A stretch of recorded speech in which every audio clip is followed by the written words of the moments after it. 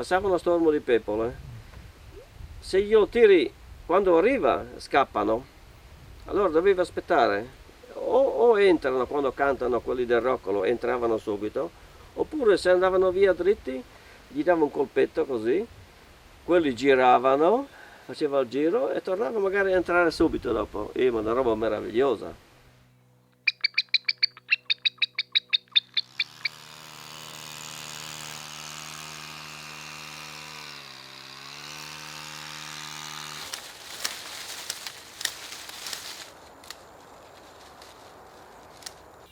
Ma una volta, in tempo di guerra, anche prima, era basata l'alimentazione di proteina per la povera gente, perché come ho detto prima il cervo, il capriolo era riservato ai nobili. Sono nobile anch'io, però mi sono dedicato prettamente all'ucellagione.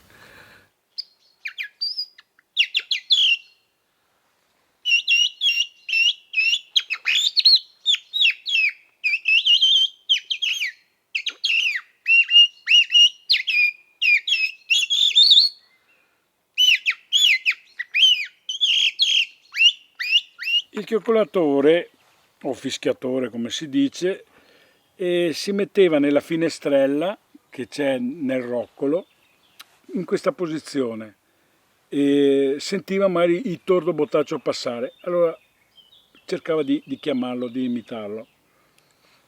E questa era la posizione.